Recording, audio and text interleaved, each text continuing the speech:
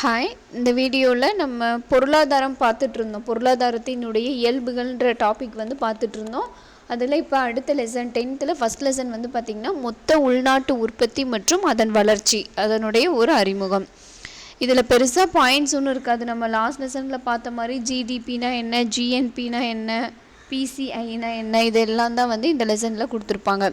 So first பண்டம்னா என்ன, பணிகள்னா என்ன, அது நமக்கு தெரியணும். பண்டம் அப்படின்றது நம்மளால் தொட்டு உணரக்கூடியவையை பண்டம் அப்படின்னு சொல்லி அழைக்கிறோம். தொட்டு உணரக்கூடியவை, தொடக்கூடிய பொருட்களை பண்டம் அப்படின்னு சொல்கிறோம். வெளிப்படையாக இட்லி மற்றும் தேநீர் உற்பத்தி செய்யப்பட்டு இருக்கிறது.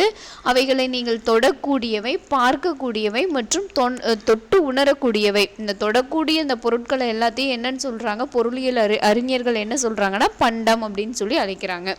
அதே பணிகள்னா என்ன? இப்போ பணிகள் அப்படின்றது, இப்போ உணவு சமைச்சிட்டாங்க, உணவினை உண்டு அனுபவிக்கலாம், உண்டு சாப்பிட்டு அதை நம்ம அனுபவிக்கலாம். அதை என்னன்னு சொல்கிறாங்க, பணிகள் அப்படின்னு சொல்லி அழைக்கிறாங்க. ஜிடிபினா என்ன? ஜிடிபி அப்படின்றது மொத்த உள்நாட்டு உற்பத்தி. மொத்த உள்நாட்டுக்குள்ளே நம்ம எவ்வளோ உற்பத்தி பண்ணுறோம், கிராஸ் டொமஸ்டிக் ப்ராடக்ட் அப்படின்றது மொத்த உள்நாட்டு உற்பத்தி.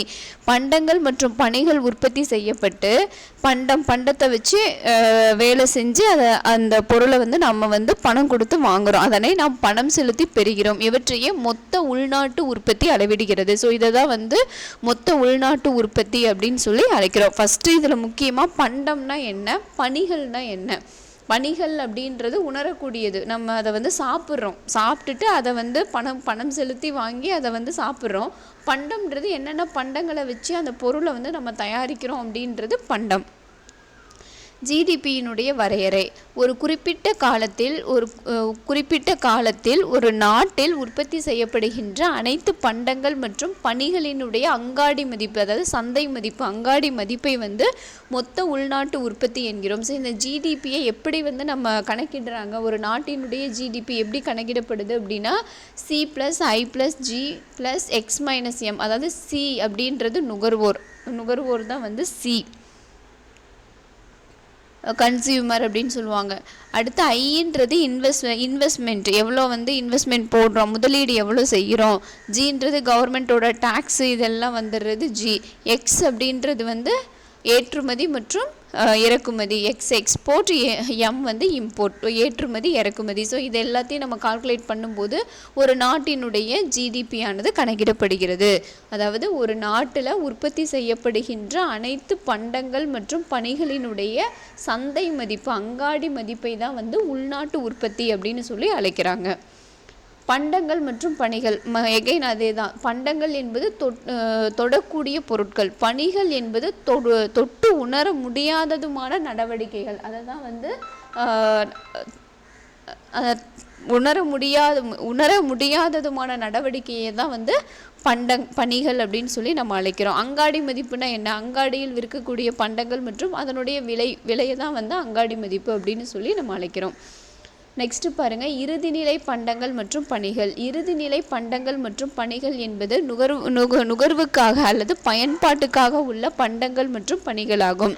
எந்த பண்டங்கள் மற்றும் பணிகள் மற்றொரு பணிகளை உற்பத்தி செய்ய பயன்படுகிறதோ,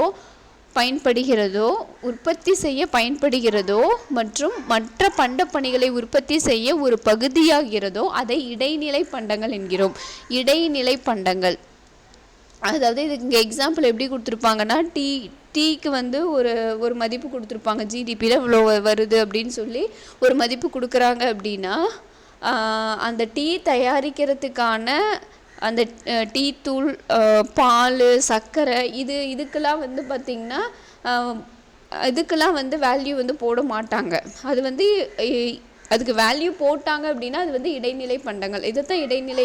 டீன்ற ஒன்றுக்கே மதிப்பு கொடுத்துட்றாங்க. அப்போ டீ உள்ளே போடக்கூடிய சர்க்கரை, பால், இதுக்கெல்லாம் மதிப்பு கொடுக்கறது இல்லை. ஸோ அதை தான் இடைநிலை பண்டங்கள் அப்படின்னு சொல்லி டைலர் கோவன் மற்றும் அலெக்ஸ் டாஃபராக் அப்படி போன்ற பொருளியல் வல்லுநர்கள் சொல்கிறாங்க. ஸோ இடைநிலை பண்டங்கள் அப்படின்றது, டீ அப்படின்றது இறுதிநிலை பண்டம். இறுதிநிலை பண்டம், கடைசியாக நமக்கு என்ன கிடைக்க போகுது அப்படின்றது டீ அப்படின்றது கிடைக்க போகுது. இந்த இடைநிலை பண்டங்கள்ன்றது அதை தயாரிக்கிறதுக்கு என்னென்ன பொருட்களை நம்ம போடுறோமோ அது இடைநிலை பண்டங்கள்.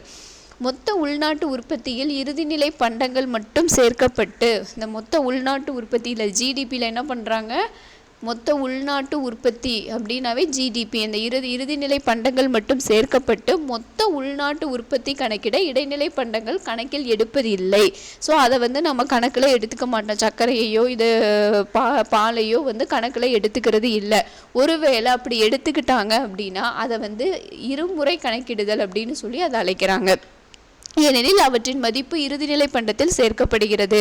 ஆகவே இடைநிலை பண்டத்தின் மதிப்பை மொத்த உள்நாட்டு உற்பத்தியில் சேர்த்தால், ஒருவேளை அதை சேர்க்குறாங்க அப்படின்னா அந்த விளைவை இருமுறை கணக்கிடுதல் அப்படின்னு சொல்லி அதை எடுத்துக்கிறோம். எடுத்துக்காட்டாக ஹோட்டலில் வாங்கும் ஒரு கோப்பை தேநீர் இறுதிநிலை பண்டமாகும். ஸோ டீ தான் கடைசியாக நமக்கு கிடைக்குது. டீ வேணும் அப்படின்னா டீ கிடைக்குது. அது நுகரப்படக்கூடியது வேறு எந்த பொருளின் பகுதியாக இருக்கிறது. ஆகவே ஒரு கோப்பை தேநீரின் அங்காடி மதிப்பு இறுதி பண்டமாக இருப்பதால் அதை மொத்த உள்நாட்டு உற்பத்தியில் சேர்த்துள்ளன. ஸோ இது மொத்த உள்நாட்டு உற்பத்தியில் இறுதி பண்டத்தை வச்சு சேர்த்துக்கிட்டாங்க. ஆனால் தேநீரில் கலக்கப்பட்ட சர்க்கரை ஒரு இடைநிலை பண்டம், ஏன்னா அது சேர்க்கப்பட்ட ஒரு பொருள், அது இடைநிலை பண்டம். இது தேநீர் உற்பத்தி செய்ய பயன்படுத்தப்பட்டு தேநீரின் ஒரு பகுதியாக இருக்கிறது. ஒரு கோப்பை தேநீரின் விலை ரூபாய் 10. ஒரு டீயோட விலை 10 ரூபா அப்படின்னா சர்க்கரையினுடைய மதிப்பு 2 ரூபா. ஆகவே ஒரு கோப்பை தேநீரின் விலையில் ஒரு தேக்கரண்டி சர்க்கரையினுடைய விலை ரூபாய் 2 சேர்க்கப்பட்டுள்ளது. சர்க்கரையின் மதிப்பை ஜிடிபியில் கூட்டினால் ஒரு தேக்கரண்டி சர்க்கரை மீண்டும் ஒரு கோப்பை தேநீர் என இருமுறை கணக்கிடப்படும். ஸோ இதுதான் இருமுறை கணக்கிடுதல் அப்படின்னு சொல்லி அழைக்கிறாங்க. ஸோ பார்த்ததே தான், இறுதிநிலை பண்டத்திலேயே எல்லாத்தையும் கொண்டு வந்துட்டாங்க. நம்ம மறுபடியும் எகைன் அதில் என்னென்னலாம் சேர்த்தாங்களோ அதுக்கும் நம்ம மதிப்பு போட்டோம் அப்படின்னா அது இருமுறை கணக்கிடுதல் அப்படின்னு சொல்லி சொல்கிறாங்க. இதை தவிர்ப்பதற்கு இடைநிலை பண்டமான சர்க்கரையை ஜிடிபியில் சேர்ப்பதில்லை. ஏன் இதெல்லாம் ஜிடிபிக்குள்ளே வரதில்லை அப்படின்னா அது இடைநிலை பண்டமாக இருக்குது. அடுத்து நாட்டு வருமானம். ஸோ இப்போ இது நம்ம பார்த்தது எல்லாம், இப்போ நம்ம பார்த்தது ஜிடிபி, அதாவது மொத்த உள்நாட்டுக்குள்ளே இருக்கக்கூடியது அது உள்நாட்டு உற்பத்தி. நாட்டு வருமானம் அப்படின்றது ஜிஎன்பி, மொத்த நாட்டு வருமானம். இந்த மொத்த நாட்டு வருமானத்துக்கும் இந்த மொத்த உள்நாட்டு உற்பத்திக்கும் என்ன வித்தியாசம் அப்படின்னா, அங்கே நம்ம நாட்டுக்குள்ளேயே எவ்வளோ என்னென்னலாம் தயாரிக்கிறோமோ அதெல்லாம் உள்நாட்டுக்குள்ளே இருக்கக்கூடிய பொருட்கள். இதில் வெளிநாட்டில் வேலை செஞ்சு அவங்களுடைய வருமானம் அதையும் சேர்க்கப்பட்டு வர்றது தான் நாட்டு வருமானம். அதாவது மொத்த நாட்டு வருமானம் இல்லை மொத்த நாட்டு உற்பத்தி, கிராஸ் நேஷனல் ப்ராடக்ட் அப்படின்னு சொல்லுவாங்க. நாட்டு வருமானம் என்பது ஒரு நாட்டில் ஒரு ஆண்டில் உற்பத்தி செய்யப்பட்ட பண்டங்கள் மற்றும் பணிகளினுடைய மொத்த மதிப்பு. பொதுவாக நாட்டு வருமானம் மொத்த நாட்டு உற்பத்தி அல்லது நாட்டு வருமான ஈவு எனப்படுகிறது. சரி, மொத்த நாட்டு உற்பத்தின்னா என்ன, அதை எப்படி கணக்கிடுறாங்க? மொத்த நாட்டு உற்பத்தி என்பது அந்த நாட்டு மக்களால் ஒரு வருடத்தில் உற்பத்தி செய்யப்பட்ட வெளியீடுகளின் மதிப்பை குறிக்கிறது. வெளிநாட்டு முதலீடு மூலம் ஈட்டிய லாபமும் இதில் அடங்கும். ஸோ வெளிநாடு மூலியமாக நம்ம அதிலிருந்து நமக்கு கிடைக்கக்கூடிய அந்த லாபம் அதையும் இதில் சேர்க்குறோம். இது வரைக்கும் பார்த்திங்கன்னா மொத்த உள்நாட்டு உற்பத்திக்கான அதே ஃபார்முலா தான் இந்த NFIA, வெளிநாட்டில் இருந்து ஈட்டப்பட்ட நிகர வருமானம். ஸோ அதையும் சேர்க்கும் பொழுது தான் மொத்த நாட்டு உற்பத்தியானது கணக்கிடப்படுகிறது. ஸோ GNP அப்படின்றது cross national product. Cross national product. Okay, next மொத்த உள்நாட்டு உற்பத்தி ஜிடிபி. இப்போ தான் பார்த்தோம் பண்டங்கள் மற்றும் பணிகளினுடைய மதிப்பு. கொடுத்ததே தான் திரும்ப அந்த லெசனில் கொடுத்துருக்காங்க. ஒரு ஆண்டில் நாட்டின் புவியியல் எல்லைக்குள், அந்த புவி எல்லைக்குள்ள, நம்ம நாடுனா நம்ம நாட்டுக்குள்ள உற்பத்தி காரணிகளினால் உற்பத்தி செய்யப்பட்ட வெளியீடுகளின் மொத்த மதிப்பு மொத்த உள்நாட்டு உற்பத்தி. அடுத்து NNP, இதெல்லாம் நேற்றே நம்ம பார்த்தோம். நிகர நாட்டு உற்பத்தின்னு சொல்லுவாங்க. Net national product. இதனோட விரிவாக்கம்லாம் தெரிஞ்சு வச்சுக்கோங்க. Net national product. மொத்த நாட்டு உற்பத்தியிலிருந்து மூலதன தேய்மானத்தின் மதிப்பை நீக்கிய பின் கிடைக்கும் பண மதிப்பு நிகர நாட்டு உற்பத்தியாகும். தேய்மானத்தை நீக்கிடணும். மொத்த நாட்டு உற்பத்தியில் இருந்து இந்த GNPயில் இருந்து தேய்மானத்தை கழிச்சோம் அப்படின்னா அது நிகர நாட்டு உற்பத்தி. இங்கே ஃபார்முலா கொடுத்துருக்காங்க பாருங்கள். நிகர நாட்டு உற்பத்தி அப்படின்றது மொத்த நாட்டு உற்பத்தியிலிருந்து தேய்மானத்தை மைனஸ் பண்ணோம் அப்படின்னா அது நிகர நாட்டு உற்பத்தி. அடுத்து நிகர உள்நாட்டு உற்பத்தி என்டிபி அப்படின்னா என்ன? என்டிபி அப்படின்றது ஜிடிபியில் இருந்து தேய்மானத்தை வந்து கழிக்கிறது. நிகர உள்நாட்டு உற்பத்தி இங்கே ஃபார்முலா ஞாபகம் வச்சுக்கணுன்னா பாருங்கள், இதில் நாட்டு உற்பத்தின்னு வந்திருக்குங்களா, நிகர நாட்டு உற்பத்தி அப்படின்னா மொத்த நாட்டு உற்பத்தியில் இருந்து தேய்மானத்தை மைனஸ் பண்ணோம்னா நிகர நாட்டு உற்பத்தி. அடுத்து இங்கே நிகர உள்நாட்டு உற்பத்தி அப்படின்றது மொத்த உள்நாட்டு உற்பத்தியிலிருந்து தேய்மானத்தை மைனஸ் பண்ணிங்க அப்படின்னா நிகர உள்நாட்டு உற்பத்தி வந்து கிடைச்சிரும். நிகர உள்நாட்டு உற்பத்தி என்பது மொத்த உள்நாட்டு உற்பத்தியினுடைய ஒரு பகுதியாகும். மொத்த உள்நாட்டு உற்பத்தியில் இருந்து தேய்மானத்தை கழித்த பின் கிடைப்பது நிகர உள்நாட்டு உற்பத்தியாகும். ஸோ அதுதான் வந்து இந்த ஃபார்முலா. அடுத்து தலா வருமானம். தலா வருமானம் அப்படின்றது என்னது? எவ்வளோ மக்கள் தொகை இருக்கிறாங்களோ அந்த மக்கள் தொகையால் எவ்வளவு வருமானம், நாட்டு வருமானம் எவ்வளவு ஈட்டப்படுதோ அதிலிருந்து வந்து நம்ம டிவைட் பண்ணோம் அப்படின்னா தலா வருமானம் வந்து கிடைக்கும். அதாவது PCI தலா வருமானம், பெர் கேபிட்டல் இன்கம்னு சொல்லுவாங்க. Per capital income. தலா வருமானம் என்பது மக்களின் வாழ்க்கை தரத்தை உணர்த்தும் ஒரு கருவியாகும். நாட்டு வருமானத்தை மக்கள் தொகையின் மூலம் மக்கள் தொகையில் வகுப்பதன் மூலம் தலா வருமானம் பெறப்படுகிறது. ஸோ தலா வருமானம் அப்படின்றது நாட்டு வருமானம் டிவைடட் பை மக்கள் தொகை. 1867-68 முதலாக தாதாபாய் நவ்ரோஜி வறுமையும் பிரிட்டனுக்கு ஒவ்வாத இந்திய ஆட்சியும் அப்படின்னு சொல்லி ஒரு புத்தகத்தில் தனிநபர் வருமானத்தை பற்றி கூறியுள்ளார். ஸோ இந்த புத்தகத்தினுடைய பெயர் கொடுத்துட்டு இது யார் எழுதுனாங்கன்னு கூட கேட்கலாம். ஸோ 1867 முதல் 1868 முதலாக தாதாபாய் நவ்ரோஜி வறுமையும் பிரிட்டனுக்கு ஒவ்வாத இந்திய ஆட்சியும் அப்படின்ற அந்த தலைப்புல வருமானத்தை வந்து புத்தகத்துல வருமானத்தை பற்றிய குறிப்புகளை வந்து கொடுத்திருக்காரு. அடுத்து தனிப்பட்ட வருமானம். நேர்முக வரி விதிப்பிற்கு முன் தனிநபர்கள் மற்றும் ஒரு நாட்டின் குடும்பங்களின் மூலம் அனைத்து ஆதாரங்களில் இருந்து பெறப்படுகின்ற மொத்த பண வருமானத்தை தனிப்பட்ட வருமானம் என்கிறோம். நேர்முக வரி விதிப்பிற்கு முன் தனிநபர்கள் மற்றும் ஒரு நாட்டின் குடும்பங்களின் மூலம் அனைத்து ஆதாரங்களில் இருந்தும் பெறப்படுகின்ற மொத்த வருமானத்தை தனிப்பட்ட வருமானம். ஸோ நம்ம கட்டக்கூடிய அந்த EB பில்லு இந்த மாதிரி எல்லாம் வந்து அது வந்து கவர்மெண்ட்டுக்கு நம்ம கொடுக்கக்கூடிய டேக்ஸ் மூலியமாக கட்டக்கூடிய பணம். அது மட்டும் இல்லாமல் நாம் வந்து சம்பாதிக்கக்கூடிய பணம், அதுதான் வந்து தனிப்பட்ட வருமானம். அடுத்து செலவிட தகுதியான வருமானம் DI, அதாவது டிஸ்போசபிள் இன்கம் அப்படின்னு சொல்லுவாங்க. டிஸ்போசபிள் இன்கம் தனிநபர்கள் மற்றும் குடும்பங்களின் உண்மையான வருமானத்தில், ஒரு குடும்பத்தோட உண்மையான வருமானத்தில் நுகர்வுக்கு செலவிடப்படுகின்ற வருமானத்தை செலவிட தகுதியான வருமானம் எனப்படுகிறது. செலவிட தகுதியான, எதுக்கு செலவிடுறாங்க அப்படின்றது தான் வந்து செலவிட தகுதியான வருமானம் அப்படின்னு சொல்கிறாங்க. அந்த தனிப்பட்ட வருமானத்திலிருந்து வரியை வந்து மைனஸ் பண்ணுறது தனிப்பட்ட வருமானம். அடுத்து மொத்த உள்நாட்டு உற்பத்தி. ஸோ இப்போ தான் பார்த்தோம் GDP, மொத்த உள்நாட்டு உற்பத்தி. இந்தியாவில் உற்பத்தி செய்யப்படுகின்ற பண்டங்கள் மற்றும் பணிகளினுடைய அங்காடி மதிப்பு இந்தியாவினுடைய GDP. ரிப்பீட்டடாக இது ஆக்சுவலி இப்போ 3 times இது ரிப்பீட்டடாக கொடுத்துட்ருக்காங்க. பண்டங்கள் மற்றும் பணிகளினுடைய அங்காடி மதிப்பு தான் நம்ம என்னன்னு சொல்கிறோம், GDP அப்படின்னு சொல்கிறோம். மொத்த உள்நாட்டு உற்பத்தி. எடுத்துக்காட்டாக இதில் இந்த GDP அப்படிங்கிறது என்ன, ஒரு எக்ஸாம்பிளுக்கு என்ன சொல்லியிருக்காங்க, இப்போ இந்தியாவில் ஆப்பிள் வந்து காஷ்மீரில் ஆப்பிள் வந்து உற்பத்தி செய்யப்படுது அப்படின்னா அது GDPயில் சேர்க்கப்படும். ஏன்னா அது இந்தியாவில் உற்பத்தி செய்யப்பட்ட ஒரு பொருள்.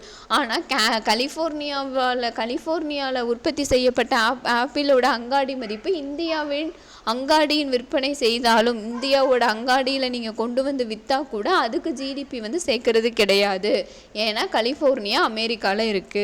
ஸோ வந்து எங்கே உள்நாட்டுக்குள்ளே என்ன உற்பத்தி செய்கிறாங்களோ அதை மட்டும்தான் நம்ம எடுத்துக்கணுமே தவிர வெளிநாடுகளிலிருந்து உற்பத்தி செய்யப்பட்ட இறக்குமதி செய்யப்படக்கூடிய பொருளுக்கு GDP கிடையாது. ஒரு குறிப்பிட்ட காலத்தில் ஒரு நாட்டில் உற்பத்தி செய்யப்பட்ட பண்டம் மற்றும் பணிகளின் அங்காடி மதிப்பே ஒரு நாட்டின் GDP ஆகும். ஸோ இது பாருங்கள், ரிப்பீட்டடாக அடுத்து மறுபடியும் கொடுத்துருக்காங்க.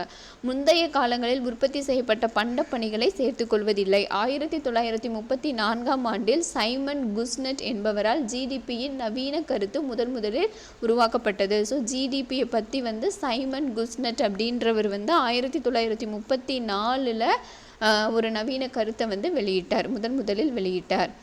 அடுத்து மொத்த உள்நாட்டு உற்பத்தியின் கணக்கீட்டு முறை. முதல்ல அந்த செலவின முறையை வந்து சொல்லியிருக்காங்க. இந்த முறையில் மொத்த உள்நாட்டு உற்பத்தி என்பது ஒரு குறிப்பிட்ட காலத்தில் ஒரு நாட்டில் உற்பத்தி செய்த அனைத்து இறுதி பண்ட பணிகளுக்கு மேற்கொள்ளப்படும் செலவுகளினுடைய கூட்டுத்தொகையாகும். ஸோ செலவு எவ்வளோ ஆயிருக்கு, பண்டம் பணி ரெண்டையும் மேற்கொள்கிறதுக்கு ஏற்படக்கூடிய அந்த செலவு தொகையை தான் வந்து நம்ம என்னன்னு சொல்கிறோம், செலவின முறை அப்படின்னு சொல்லி அழைக்கிறோம். அடுத்து வருமான முறை அப்படின்றது பண்டங்கள் மற்றும் பணிகளை உற்பத்தி செய்வதில் ஈடுபட்டுள்ள ஆண்கள் மற்றும் பெண்களினுடைய வருமானத்தை கணக்கிட்டு, அவங்களுடைய வருமானம் எப்படி கணக்கிடப்படுது அப்படின்னா, எவ்வளோ கூலி அவங்க வாங்குறாங்க, எத்தனை வாரம், அதனோட வட்டி, அப்புறம் லாபம். ஸோ இது எல்லாத்தையும் சேர்த்து தான் வந்து இந்த வருமானமானது கணக்கிடப்படுகிறது. பண்டங்கள் மற்றும் பணிகளை உற்பத்தி செய்வதில் ஈடுபட்டுள்ள ஆண்கள் மற்றும் பெண்களின் வருமானத்தை கணக்கிட்டு மொத்த உள்நாட்டு உற்பத்தியை இந்த முறை கூறுகிறது. அடுத்து மதிப்பு கூட்டு முறை.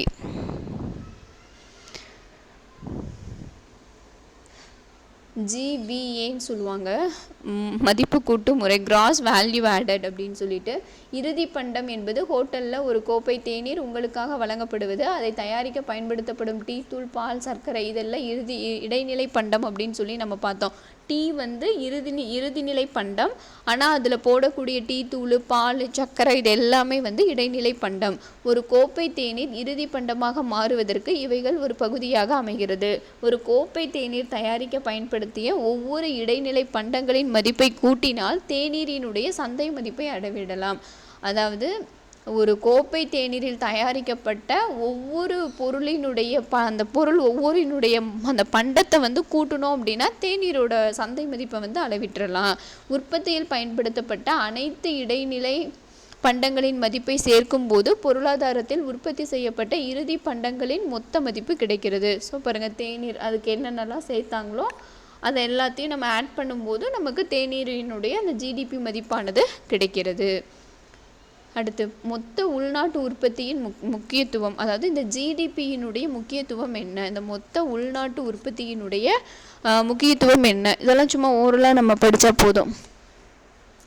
பொருளாதார வளர்ச்சி பற்றிய ஆய்வு பற்றி அறிந்து கொள்ள பயன்படுகிறது. பொருளாதார வளர்ச்சியை பற்றி நம்ம தெரிஞ்சுக்கிறோம். பணவீக்கம், பணவாட்டம், அதனால் சிக்கல்கள் என்ன வருது நம்ம தெரிஞ்சுக்கிறோம். உலகில் வளர்ந்த நாடுகளுடன் ஒப்பீடு செய்வதற்கு, ஸோ வளர்ந்த நாடுகள் எப்படி இருக்காங்க, நம்ம நாடு எப்படி இருக்குது அப்படின்றத தெரிஞ்சுக்கிறதுக்காகவும் பயன்படுகிறது. வாங்கும் திறனை மதிப்பீடு செய்வதற்கு உதவுகிறது. ஸோ நம்ம பொருள் விற்கிறாங்க அப்படின்னா அந்த திறன் நம்மக்கிட்ட இருக்கணும், அந்த ஆற்றல் இருக்கணும், அந்த பொருளை நம்ம வாங்குறதுக்கான அந்த திறன் இருக்கணும். அதை அது எத்தனை மக்களால் வாங்க முடியுது அப்படின்றத வந்து மதிப்பீடு செய்வதற்காக உதவுது. பொதுத்துறை பற்றி அனைவரும் அறிந்து கொள்ள பயன்படுகிறது. ஸோ பொதுத்துறையை வந்து நம்ம எல்லாருமே தெரிஞ்சுக்கிறோம். பொருளாதார திட்டமிட வழிகாட்டியாகவும் பயன்படுகிறது. ஸோ ஒவ்வொரு தடவையும் வந்து திட்டமிடுதல், கவர்மெண்ட் வந்து இதுக்கு இது இவ்வளோ செலவாகுது அப்படின்னு சொல்லி அந்த கணக்கீடுகளை போடுறதுக்காகவும் வந்து பட்ஜெட் தாக்கல்லாம் பண்ணுறாங்க. ஸோ அதுக்காகவும் இது வந்து பயன்படுது. இதெல்லாம் வந்து நிறைகள். இப்போ குறைகள்னு பார்த்திங்கன்னா, GDPயில் உள்ள பல முக்கிய பண்டங்கள் மற்றும் பணிகள் சேர்க்கப்படவில்லை. நிறைய பணிகள் வந்து சேர்க்கப்படுறதில்லை. அது எதுக்காக சொல்கிறாங்க அப்படின்னா, பாருங்கள், சந்தையில் விற்கப்படும் பண்டங்கள் மற்றும் பணிகளின் மதிப்பு மட்டுமே மொத்த உள்நாட்டு உற்பத்தியில் அடங்கும். பண்டம், பணி ரெண்டையும் சேர்த்துறோம். பெற்றோர்கள் அவர்களுடைய குழந்தைகளுக்கு செய்யும் பணிகள், பெற்றோர்கள் குழந்தைகளுக்கு செய்யக்கூடிய பணியோ சேவையோ அதை வந்து உள்நாட்டு உற்பத்தியில் சேர்க்கறது இல்லை. ஏனெனில் அது சந்தையில் வந்து விற்பனை செய்யப்படுறது இல்லை. அது போலவே சுத்தமான காற்று ஆரோக்கியமான வாழ்க்கைக்கு முக்கியமானது. இதற்கு சந்தை மதிப்பு இல்லை. ஆகவே இவை மொத்த உள்நாட்டு உற்பத்தியின் வரம்புக்கு வருவதில்லை. ஸோ இதெல்லாம் வந்து இந்த பணிகள் எதுவும் வரதில்லை. வந்து குழந்தைங்களை வந்து நல்லா பார்த்துக்கிறது அது ஒரு பணி தானே, ஆனால் அது வரதில்லை. ஸோ அது வந்து ஒரு குறைபாடு. அடுத்து GDP அளவை மட்டும் அளவிடுகிறது, தரத்தை வந்து பார்க்கறது இல்லை. என்ன போடுறாங்களோ அதுக்கு வந்து GDP போடுறாங்க. பட் ஆனால் அது வந்து எதுக்கு தரத்துக்கு வந்து ஜிடிபி அளவை மட்டும் அளவிடுகிறது, தரத்தை வந்து அளவிடுவது இல்லை. 1970களில் பள்ளிகள் மற்றும் வங்கிகளில் பந்துமுனை பேனாக்கள் பயன்படுத்த அனுமதிக்கவில்லை. பந்துமுனை பேனாக்கள் ஏனால் இந்தியாவில் கிடைக்கக்கூடிய மிக தரமற்ற பொருளாக அது இருந்தது. இந்த பந்துமுனை பேனான்றது வந்து ஒரு தரமற்ற பொருள் அப்படின்னு சொல்லி இருந்தது. அதன் பின்னர் இந்தியாவில் தயாரிக்கப்பட்ட பந்துமுனை பேனாக்களின் தரம் வந்து மேம்படுத்தப்பட்டதால் அவற்றின் உற்பத்தியும் குறிப்பிடத்தக்க அளவு அதிகரித்தது. எனவே பண்டத்தினுடைய தரம் என்பது மிக முக்கியமானதாகும். அது மொத்த உள்நாட்டு உற்பத்தியில் பின்பற்றப்படுவதில்லை. ஸோ தரத்தை பற்றி இது வந்து இந்த உள்நாட்டு உற்பத்தியில் எந்த முக்கியத்துவமும் வந்து இதுக்கு தரதில்லை. அடுத்து ஜிடிபியில் நாட்டு வருமான பகிர்ந்தளிப்பு பற்றி கூறவில்லை. ஒரு நாட்டில் மொத்த உள்நாட்டு உற்பத்தி விரைவாக வளரலாம், ஆனால் வருமானம் சமனற்ற நிலையில் பகிர்ந்தளிக்கப்படுகிறது. இதனால் ஒரு சிறிய சதவீத மக்களை பயனடைகிறார்கள். அதாவது உற்பத்தி வந்து வளர்ந்தாலும் ஒரு சிலர் இப்போ நல்லா சம்பாதிக்கிறவங்களும் இருப்பாங்க, கம்மியாக சம்பாதிக்கிறவங்களும் இருப்பாங்க. பட் ஆனால் யாருக்கு அதிகமான ஒரு இது கிடைக்குது அப்படின்னா நல்லா சம்பாதிக்கிறவங்களால மட்டும்தான் அந்த ஜிடிபி இதை வந்து பண்ண முடியுதே தவிர அந்த வறுமையில் இருக்கிறவங்களால அதை வந்து பயன்படுத்திக்க முடியல. அதனால் அவங்களுக்கு பயன் அடைகிறது கிடையாது. ஜிடிபி மக்கள் வாழும் வாழ்க்கை முறையை பற்றி கூறுவது இல்லை. ஸோ வாழ்க்கை முறையை பற்றி இதில் கருத்துக்களை எடுத்துக்கிறது இல்லை. பண்டம் என்ன, பணி என்ன, அதுக்கான விலை என்ன, சந்தை மதிப்பு என்ன, இது மட்டும்தான் வந்து எடுத்துக்கிறாங்க. ஜிடிபி மிகவும் குறைந்த சுகாதார நிலை, மக்கள் ஜனநாயகமற்ற அரசியல் அமைப்பு, தற்கொலை விகிதம் ஆகியவற்றை கருத்தில் கொள்ளாமல் மொத்த உள்நாட்டு உற்பத்தியில் உயர்மட்ட தனிநபர் வருமானத்துடன் கைகோர்த்து செல்கிறது. ஓகே, அடுத்து ஜிடிபியினுடைய மதிப்பு. புள்ளியியல் துறை அமைச்சரவையின் கீழே உள்ள மத்திய புள்ளியியல் அமைப்பு, அதாவது சிஎஸ்ஓ, ஜிடிபி சம்மந்தப்பட்ட ஆவணங்களை பாதுகாக்கிறது. ஸோ இந்த ஜிடிபி பற்றிய ஆவணங்கள் யார் வந்து இது பண்ணுறாங்க? மத்திய புள்ளியியல் அமைப்பு தான் வந்து இந்த ஆவணங்களை வந்து பாதுகாக்கிறது. தொழில்துறையின் உற்பத்தியை ஆண்டு கணக்கெடுப்பு நடத்தி தொழில்துறை உற்பத்தி குறியீடு, நுகர்வோர் விலை குறியீடு போன்ற குறியீடுகளை வெளியிடுகிறது. ஸோ இந்த ஐஐபி, சிபிஐ இது எல்லாத்தையும் வந்து வெளியிடுறாங்க. மொத்த உள்நாட்டு உற்பத்தி, இது ஃபுல்லாகவே இந்த ஜிடிபி பற்றி தான். மொத்த உள்நாட்டு உற்பத்தியினுடைய இயல்பு. ஸோ 3 துறைகள் கொடுத்துருப்பாங்க. இந்திய பொருளாதாரம் பரவலாக 3 துறைகளாக வந்து பிரிக்கப்பட்டிருக்கு. வேளாண் துறை, தொழில்துறை, 3வது வந்து பார்த்திங்கன்னா பணிகள் துறை அப்படின்னு சொல்லி 3 துறைகளாக வந்து பிரிக்கப்பட்டிருக்கு. அதில் முதன்மை துறை வேளாண்மை துறை. வேளாண்மை துறையை முதன்மை துறை எனவும் அழைக்கலாம். இதில் வேளாண் சார்ந்த நடவடிக்கைகள் மற்றும் விவசாய நடவடிக்கைகள் அடங்கும். ஸோ வேளாண் நடவடிக்கை, விவசாய, கால்நடை பண்ணை, மீன் பிடித்தல், சுரங்கம், காடு வளர்த்தல், நிலக்கரி, மூலப்பொருட்களை உற்பத்தி செய்தல். ஸோ இதெல்லாம் வந்து முதன்மை துறையில் வந்துடுது. ஸோ வேளாண் துறை. 2ஆம் துறையில் என்ன வருது அப்படின்னா தொழில்துறை. இதில் என்ன பண்ணுவாங்க? பொருட்களை, மூலப்பொருட்களை வச்சுக்கிட்டு பண்டம், பணிகள் வந்து உற்பத்தி செய்யப்படுறது தான் வந்து 2வது துறை தொழில்துறை. தொழில்துறையை 2ஆம் துறை என அழைக்கலாம். மூலப்பொருட்களை மாற்றி அமைப்பதன் மூலம் பண்டங்கள் மற்றும் பணிகள் உற்பத்தி செய்யப்படுகின்றன. பண்டம், பணி ரெண்டுமே வந்து உற்பத்தி செய்யப்படுது. எடுத்துக்காட்டு இரும்பு மற்றும் எஃகு தொழில், ஜவுளி தொழில், சணல், சர்க்கரை, சிமெண்ட்டு, காகிதம், பெட்ரோலியம், ஆட்டோமொபைல்ஸ் மற்றும் பிற சிறு தொழில்கள். ஸோ வந்து பண்டம், பணி இதெல்லாம் மூலப்பொருட்களை எடுத்துக்கிட்டு இங்கே வந்து வேலை நடக்குது. அடுத்து 3வது துறை வந்து பார்த்திங்கன்னா பணிகள் துறை. பணிகள் துறையை 3ஆம் துறை என்று அழைக்கலாம். அவைகள் அரசு, அறிவியல், ஆராய்ச்சி, போக்குவரத்து, வர்த்தகம், தபால் மற்றும் தந்தி, வங்கி, கல்வி, பொழுதுபோக்கு, சுகாதாரம் மற்றும் தகவல் தொழில்நுட்பம் போன்றவைகளாகும். 20ஆம் நூற்றாண்டின் பொருளாதார நிபுணர்கள் பாரம்பரிய 3ஆம் நிலை பணிகளை 4ஆம் நிலை, அதாவது 20ஆம் நூற்றாண்டில் அந்த பொருளாதார நிபுணர்கள் என்ன சொல்கிறாங்க அப்படின்னா 4ஆம் நிலை மற்றும் 5ஆம் நிலை பணிகள் துறையில் இருந்து மேலும் வேறுபடுத்திட முடியும் என்றனர். ஸோ இந்த பாயிண்ட் தேவையில்லை. இந்த 3வது துறையில் என்ன இருக்குன்னா பணிகள் துறை இருக்குது. அறிவியல், ஆராய்ச்சி, போக்குவரத்து, தபால், தந்தி இதெல்லாம் வந்து 3வது துறையில் இருக்குது. இந்தியாவில் மொத்த உள்நாட்டு உற்பத்தியில் வெவ்வேறு துறைகளினுடைய பங்களிப்பு என்ன? அதில் ஃபஸ்ட்டு ஜிவிஏ கொடுத்துருக்காங்க. ஜிவிஏன்னா கிராஸ் வேல்யூ ஆடட், அதாவது மொத்த மதிப்பு கூடுதல். இந்தியாவில் பணிகள் துறை மிகப்பெரிய துறையாகும். நடப்பு விலையில் மொத்த மதிப்பு கூடுதலில் பணிகள் துறையில் 2018-19 92.26 லட்சம் கோடி என மதிப்பிடப்பட்டுள்ளன. விவசாய பண்டங்களின் உற்பத்தியில் இந்தியா 2வது பெரிய நாடாகும். விவசாய பண்டங்கள், இந்த விவசாய பண்டங்கள் உற்பத்தியில் இந்தியா எத்தனாவது பிளேஸ் அப்படின்னா இரண்டாவது பிளேஸில் இருக்குது. உலகின் மொத்த விவசாய பொருட்களின் வெளியீட்டில் 7.39% இந்தியாவினால் வெளியிடப்படுகிறது. ஸோ விவசாய பொருட்கள் வெளியீட்டில் 7.39% இந்தியாவினால் வெளியிடப்படுகிறது. உலகில் இந்தியா தொழில்துறையில் 8வது இடத்திலும் பணிகள் துறையில் 6வது இடத்திலும் உள்ளது. உலக அளவில் தொழில்துறையில் 8வது இடத்திலும் பணிகள் துறையில் 6வது இடத்திலும் இந்தியா உள்ளது. ஸோ இது ஜிடிபியினுடைய அந்த ஆண்டு வச்சு விவசாயம், தொழில், அந்த 3 துறைகள் கொடுத்துருக்காங்க. விவசாயத்தில் எவ்வளோ, தொழில்கள் எவ்வளோ, பணிகள் எவ்வளோ சதவீதம்னு சொல்லி கொடுத்துருக்காங்க. 17, 18 வரைக்கும் கொடுத்துருக்காங்க. 18, 19க்கு கொடுத்துருக்காங்க பாருங்கள். இப்போ வேளாண்மை துறை ப்ளூ கலரு 15.87. ஸோ இந்த சார்ட் ஒரு தடவை பார்த்துக்கோங்க, ஒவ்வொரு துறைக்கும் எவ்வளோன்ட்டு. இந்திய பொருளாதார விவசாயத்துறையின் பங்களிப்பு உலக சராசரி 6.4 விட அதிகமாக உள்ளது. விவசாயத்துறையினுடைய பங்களிப்பு உலக சராசரி 6.4%. உலக சராசரியே 6.4% விட இந்திய பொருளாதாரம் விவசாயம் அதிகமாக இருக்குது. ஆனால் தொழில்துறை மற்றும் பணிகள் துறையின் பங்களிப்பு உலக சராசரியை விட 30% தொழில்துறையிலும் 63% பணிகள் துறையிலும் குறைவாக உள்ளன. ஸோ விவசாயத்துறையில் அதிகமாக இருக்காங்க, பட் ஆனால் தொழில்துறையில் 30%, பணிகள் துறையில் 63. இந்த 3 துறைகள் தானே, விவசாயம், தொழில்துறை, அடுத்து பணிகள் துறை. இது 3ல் விவசாயத்துறையில் அதிகமாக இருக்காங்க. 6.4% விட நம்ம அதிகமாக இருக்கோம். பட் ஆனால் அந்த உலக சராசரியில் தொழில்துறையில் 30% கீழேயும் 63% பணிகள் துறையிலையும் நம்ம குறைவாக இருக்கோம். அடுத்து மொத்த மதிப்பு கூடுதல், GVA, கிராஸ் வேல்யூ ஆடட். பொருளாதாரத்தின் ஒரு பகுதி, தொழில் அல்லது துறையின் உற்பத்தி செய்யப்பட்ட பண்டங்கள் மற்றும் பணிகளின் மதிப்பே மொத்த மதிப்பு கூடுதல் ஆகும். அதாவது ஜிடிபி ப்ளஸ் மானியம் மைனஸ் வரிகள். அது நேர்முக வரியாக இருக்கலாம், அல்லது சேல்ஸ் டேக்ஸ், அதாவது விற்பனை வரியாக கூட அது இருக்கலாம். GVA அப்படின்றது cross value added, GDP plus மானியம் மைனஸ் வரிகள். அடுத்து பொருளியல் அறிஞர் அமர்த்தியா சென் கருத்துப்படி பொருளாதார வளர்ச்சி என்பது பொருளாதார முன்னேற்றத்தின் ஒரு அம்சமாகும். பொருளாதார வளர்ச்சி மனிதனின் பொருள்சார் தேவைக்கு மட்டும் கவனம் செலுத்துகிறது.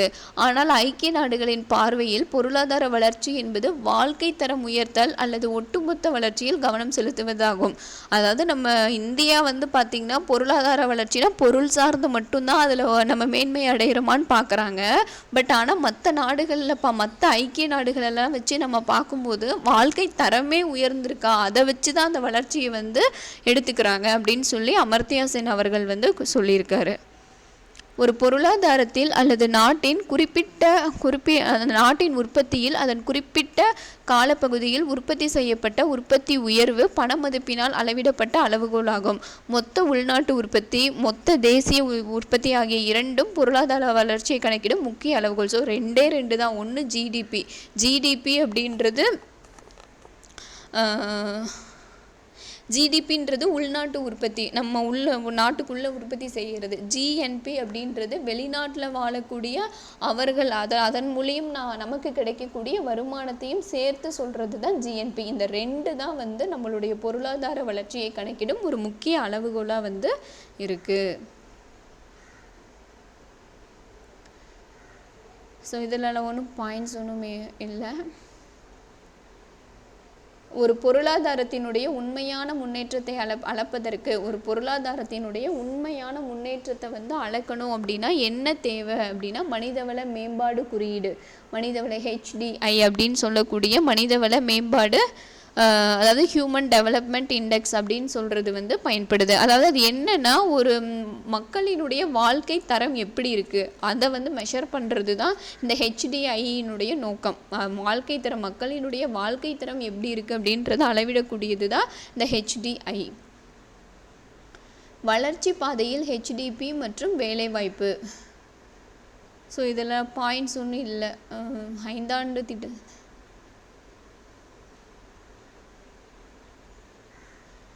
வறுமை ஒழிப்பு மற்றும் கிராமப்புற வளர்ச்சி ஆகியவை இந்திய வளர்ச்சி பாதையினுடைய ஒரு பகுதியாக இருக்குது. வறுமை ஒழிப்பு, கிராமப்புற வளர்ச்சி, இது ரெண்டும் இந்திய வளர்ச்சி பாதையினுடைய ஒரு பகுதி.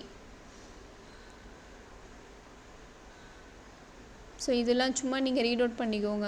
பொருளாதார வளர்ச்சி கருத்து, பொருளாதார வளர்ச்சி ஒரு குறுகிய கருத்து, பொருளாதார முன்னேற்றம் ஒரு பரந்த கருத்து. ஸோ இதெல்லாம் சும்மா ரீட் அவுட் பண்ணிக்கோங்க. அதில் முக்கியமாக அந்த HDI அப்படின்றது வந்து ஹியூமன் டெவலப்மெண்ட் இண்டெக்ஸ், மனித மேம்பாட்டு குறியீடு, அது ஒன்று தெரிஞ்சு வச்சுக்கோங்க. இந்தியாவில் கடந்த 2 சகாப்தங்களாக ஜிடிபியின் நிலையான அதிக வளர்ச்சியால் தனிநபர் வருமானம் அதிகரித்தும் முழு வறுமை குறைந்தும் காணப்படுகிறது. ஸோ வந்து வறுமை குறைந்து, இந்த ஜிடிபியினால் வறுமை குறைஞ்சிருக்கு. அது மட்டும் இல்லாமல் தனிநபருடைய வருமானமும் அதிகமாக இருக்குது. 12 ஆண்டுகளில் தனிநபர் வருமானம் பாருங்கள், 12 வருஷத்தில் 2 மடங்காக தனிநபரினுடைய வருமானமானது அதிகரித்துள்ளது. இந்தியா தனிநபர் வருமானத்தில் நடுத்தர வருவாய் நாடுகளின் பிரிவில் இடம்பெற்றுள்ளது. பிறப்பின் போது எதிர்பார்க்கப்பட்ட ஆயுட்காலம், ஒருத்தர் பிறந்துட்டார் அப்படின்னா 65 ஆண்டுகள் அவர் வாழ்வார். மற்றும் 5 வயதுக்குட்பட்ட 44% குழந்தைகள் ஊட்டச்சத்து குறைபாடுடன் உள்ளன. ஸோ அந்த 44% வந்து பார்த்திங்கன்னா 5 வயதுக்குள்ள குழந்தைகள் வந்து ஊட்டச்சத்து குறைபாடோடு இருக்காங்க. 15 வயதும் அதற்கு மேலும் உள்ள மக்கள் தொகையில் 63% பேர் கல்வி அறிவு பெற்றவர்களாக உள்ளன. இது ஒப்பீட்டளவில் குறைந்த நடுத்தர வருவாய் நாடுகளில் 71% ஆகும். ஸோ இதை ஒப்பிட்டு பார்க்கும்போது நடுத்தர வருவாய் நாடுகளில் 71%. மற்ற பிற நாடுகளை விட இந்தியா வெவ்வேறான வளர்ச்சி பாதையை வந்து பின்பற்றி வருகிறது. இந்தியாவில் 35 வயதிற்குட்பட்ட உழைக்கும் வயதில் வேகமாக வளரும் மக்கள் தொகையில் 700 மில்லியன் பேர் உள்ளனர். ஸோ 35 வயதுக்கு உட்பட்ட உழைக்கும் இதில் வந்து பார்த்திங்கன்னா 700 மில்லியன் பேர் வந்து இருக்காங்க. அடுத்த 20 ஆண்டுகளில் இந்தியாவின் வளர்ச்சிக்கான மக்கள் தொகை குறைவாக உள்ளது.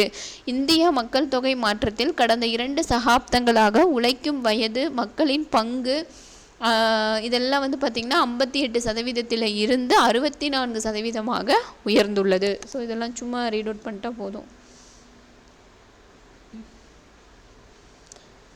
மனித மேம்பாட்டு குறியீடு. மனித மேம்பாட்டு குறியீடு என்பது 1990ஆம் ஆண்டு பாகிஸ்தானில் முகஹப் உல் ஹக் என்ற பொருளியல் அறிஞரால் அறிமுகப்படுத்தப்பட்டது. ஸோ இந்த கொஷின்லாம் கேட்குறதுக்கு வாய்ப்பு அதிகம். மனிதவள மேம்பாட்டு குறியீடு. மனிதவள மேம்பாட்டு குறியீடு பாகிஸ்தானில் இருக்கக்கூடிய முகஹப் உல் ஹக் என்ற பொருளியல் அறிஞர். பிறப்பின் போது வாழ்நாள் எதிர்பார்ப்பு, வயது வந்தோரின் கல்வி அறிவு மற்றும் வாழ்க்கை தரம், ஜிடிபியின் மடக்கை செயல்பாடு என கணக்கிடப்பட்டு வாங்கும் சக்தி சமநிலைக்கு சரி செய்யப்படுகிறது. ஜிடிபியில் வெளியிடப்பட்ட சமீபத்தில் மனித வளர்ச்சி மதிப்பீடுகளில் இந்தியா 189 நாடுகளில் 130வது இடத்திற்கு உயர்ந்துள்ளது. 189 நாடில் இந்த யூஎன்டிபியில், அதாவது யூஎன்டிபி அப்படின்றது யுனைடெட் நேஷன் டெவலப்மெண்ட் ப்ரோக்ராம் அப்படின்னு சொல்லுவாங்க. யுனைடெட் நேஷன் டெவலப்மெண்ட் ப்ரோக்ராம் அவங்க வந்து ஒரு 6 கொள்கைகள் வச்சுருக்காங்க. வறுமை ஒழிக்கிறது, inequality, governance, resilience, environment, energy, gender equality, இந்த மாதிரி ஒரு 6 விதமான விஷயங்களை வந்து அவங்க வந்து பார்க்குறாங்க. அந்த மதிப்பீட்டில் அவங்க வெளியிட்ட அந்த மதிப்பீட்டில் இந்தியா 189 நாடுகளில் 130வது இடத்தை வந்து பிடிச்சிருக்கு. 1990 முதல் 1917 இடைப்பட்ட காலத்தில் இந்தியாவில் HDIயின் மதிப்பு 0.42 0.640 உணர்ந்துள்ளது. இது கிட்டத்தட்ட 50% வந்து அதிகரிச்சிருக்கு. மில்லியன் மக்களின் வறுமையை போக்கி நாட்டின் குறிப்பிடத்தக்க குறியீடாக உள்ளது. ஸோ வந்து வறுமை அந்த அளவுக்கு குறைஞ்சிருக்கு அப்படின்னு சொல்கிறாங்க. தகவல் தொழில்நுட்பத்தில் நிபுணத்துவம் வாய்ந்ததாக இருப்பதால் நிறுவனங்களிடமிருந்து உள்நோக்கி முதலீடுகளை ஈர்க்கிறது. இந்தியாவில் பொருளாதாரம் தொழில்நுட்ப வளர்ச்சியில் மிகவும் முன்னேறிய மற்றும் கவர்ச்சிகரமான வெற்றியை உருவாக்கியுள்ளது. ஸோ இப்போ வந்து இதில் பாருங்கள், உலகளாவிய மென்பொருள் வணிகங்களுக்கான மையமான உலகளாவிய மென்பொருள் சாஃப்ட்வேர் அந்த வணிகங்களுக்கு ஒரு மையமாக எது இருக்குது? பெங்களூரில் உள்ள விரைவான தோற்றம் சாட்சியாக உள்ளது. ஸோ தொழில்நுட்பம் ரீதியாகவும் வந்து இந்தியா வந்து வளர்ச்சி அடைஞ்சிருக்கு அப்படின்னு சொல்கிறாங்க. அடுத்து பொருளாதார கொள்கை, ஜிடிபியினுடைய பொருளாதார கொள்கை. அதில் ஃபஸ்ட்டு வேளாண் கொள்கை. உள்நாட்டு வேளாண்மை மற்றும் வெளிநாட்டு வேளாண்மை இறக்குமதி பொருட்கள் பற்றிய அரசின் முடிவுகளையும் நடவடிக்கைகளையும் பற்றியது வேளாண்மை கொள்கையாகும். இறக்குமதி எவ்வளோ பண்ணுறோம், வேளாண்மை பொருட்களை எவ்வளவு இறக்குமதி பண்ணுறோம், ஏற்றுமதி பண்ணுறோம் அப்படின்ற அந்த நடவடிக்கையை பற்றியது தான் இந்த வேளாண் கொள்கை. சில பரவலான கருப்பொருட்கள், இடர் மேலாண்மை மற்றும் சரி செய்தல், பொருளாதார நிலைத்தன்மை, இயற்கை வளங்கள், சுற்றுச்சூழல் நிலைத்தன்மையின் ஆராய்ச்சி மற்றும் மேம்பாடு, உள்நாட்டு பொருட்களுக்கான சந்தை அணுகல் ஆகியவை வேளாண் கொள்கையில் அடங்கும். கொள்கைகள்: விலை கொள்கை, விலை கொள்கை, நில சீர்திருத்த கொள்கை, பசுமை புரட்சி, பாசன கொள்கை, உணவு கொள்கை, விவசாய தொழிலாளர் கொள்கை மற்றும் கூட்டுறவு கொள்கை போன்றவையாகும். ஸோ இதெல்லாம் என்ன எதெல்லாம் அவங்க கான்சென்ட்ரேட் பண்ணுறாங்க அந்த வேளாண் கொள்கையில் அப்படின்னு சொல்லி கொடுத்துருக்காங்க. அடுத்து GNH, மொத்த தேசிய மகிழ்ச்சி அப்படின்னு சொல்லுவாங்க. Cross national happiness. GNH அப்படின்ற வார்த்தையை 1972 உருவாக்கியவர் ஜிகமே ஜிங்கேயே வாங்ஹக் என்ற பூட்டான் அரசர். இது ரொம்ப ரொம்ப முக்கியமான ஒரு கொஷின். ஸோ மொத்த தேசிய மகிழ்ச்சி அப்படின்ற இந்த வார்த்தையை உருவாக்கியவர் ஜிகமே சிங்கேயே வாங்ஹாக் அப்படின்ற ஒரு பூட்டான் அரசர். அவர் பம்பாய் விமான நிலையத்தில் நிதி காலங்கள் என்ற பத்திரிகைக்கு பிரிட்டிஷ் பத்திரிகையாளரின் நேர்காணலில் GNPயை விட GNH மிக முக்கியம் என்றார். GNPயை விட GNH முக்கியம். அதாவது மொத்த நாட்டு உற்பத்தியை விட GNP அப்படின்றது மொத்த நாட்டு உற்பத்தி, அதை விட எது முக்கியம் அப்படின்னா மொத்த தேசிய மகிழ்ச்சி தான் முக்கியம் அப்படின்னு சொல்லி அவர் சொல்கிறாரு. 2011 ஐக்கிய நாடுகள் சபை வளர்ச்சிக்கான ஒரு முழுமையான அணுகுமுறைக்கு மகிழ்ச்சி என்ற தீர்மானத்தை நிறைவேற்றியது. ஸோ ஐக்கிய நாடுகள் சபை இந்த தீர்மானத்தை சொல்கிறாங்க, வளர்ச்சிக்கான ஒரு முழுமையான அணுகுமுறைக்கு மகிழ்ச்சி என்ற ஒரு தீர்மானத்தை நிறைவேற்றியது. இந்த GNHயினுடைய தூண்கள், 4 தூண்கள் என்னென்ன? நிலையான மற்றும் சமமான சமூக பொருளாதார வளர்ச்சி, சுற்றுச்சூழல் பாதுகாப்பு, கலாச்சாரத்தை பாதுகாப்பதும் மேம்படுத்துவதும், நல்ல ஆட்சித்திறன். ஸோ இதெல்லாம் இந்த GNHயினுடைய 4 தூண்கள். உளவியல் நலன், உடல் நலம், நேர பயன்பாடு, கல்வி, கலாச்சார பன்முகத்தன்மை, நல்ல ஆட்சித்திறன், சமூகத்தின் உயர்வு, சுற்றுச்சூழல் பன்முகத்தன்மை, வாழ்க்கை தரம், இது எல்லாமே GNHயினுடைய 9 கலன்களாக கருதப்படுகிறது. ஸோ இதில் முக்கியமான கொஷின் என்ன அப்படின்னா, யார் எப்போ உருவாக்கினாங்க, அவர் எதை பெருசாக சொல்கிறார் அப்படின்னா அந்த பத்திரிகையிலே என்ன சொல்கிறாரு, GNPயை விட GNH தான் ரொம்ப முக்கியம் அப்படின்னு சொல்கிறாரு.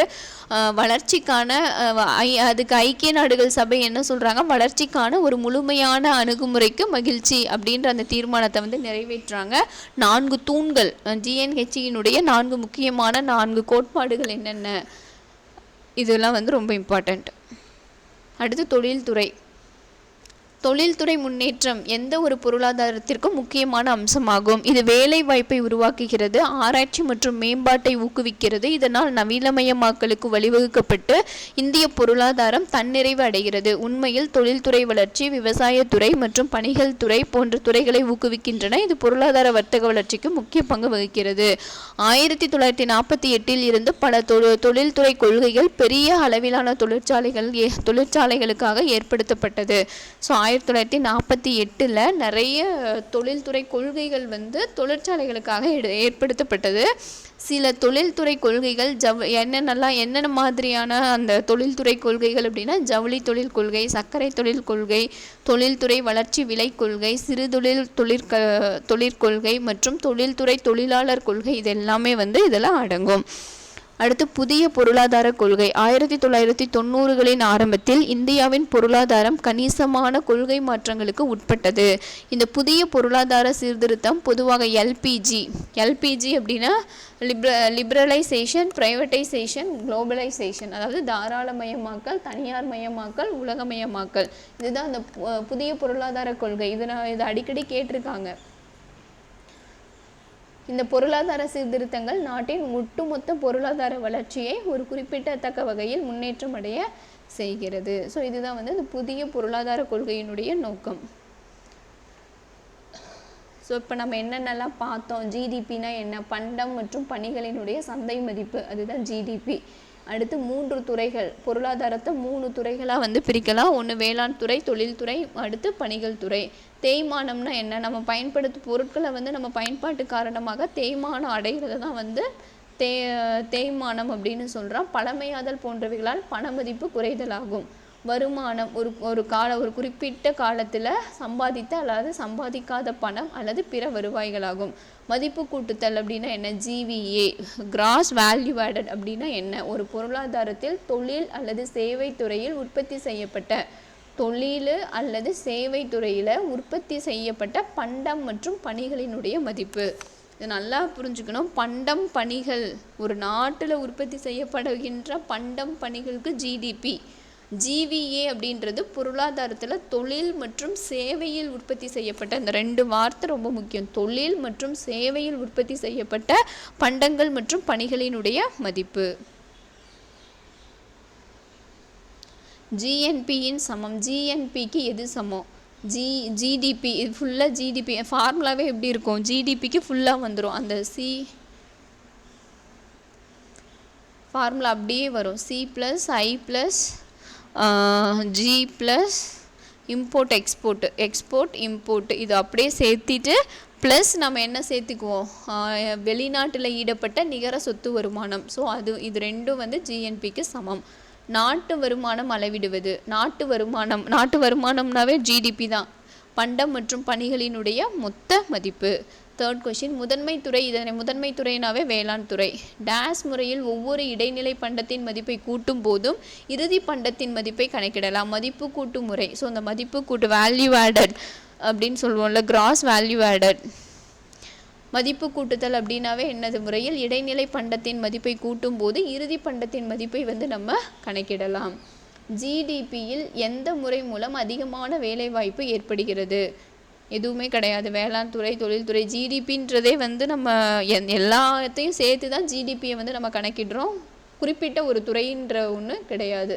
பணிகள் துறையில் நடப்பு நிலையில் மொத்த மதிப்பு கூடுதல் 2018-19 டேஸ் லட்சம் கோடி என மதிப்பிடப்பட்டுள்ளது. 92.26 லட்சம் கோடி. வேளாண் பண்டங்கள் உற்பத்தி செய்கிறதுல இந்தியா இரண்டாவது அதிகமான உற்பத்தியாளர். எதில்? வேளாண் துறையில். இந்தியா பிறப்பின் போது எதிர்பார்க்கப்பட்ட ஆயுட்காலம், பிறக்கும்போது 65 வயது வரைக்கும் வந்து இருப்பாங்க அப்படின்னு சொல்லி நம்ம கணக்கிடுறோம். கீழ்கண்டவற்றுள் எது வர்த்தக கொள்கை?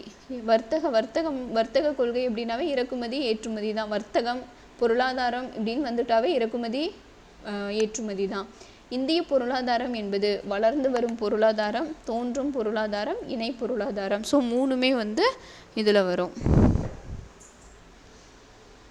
இந்தியாவில் டேஸ் துறை முதன்மை துறையாகும். இந்தியாவில் எந்த துறை? பணிகள் துறை தான் வந்து முதன்மையான துறையாகும். டேஸ் மக்களின் வாழ்க்கை தரத்தை உணர்த்தும் ஒரு கருவியாகும்.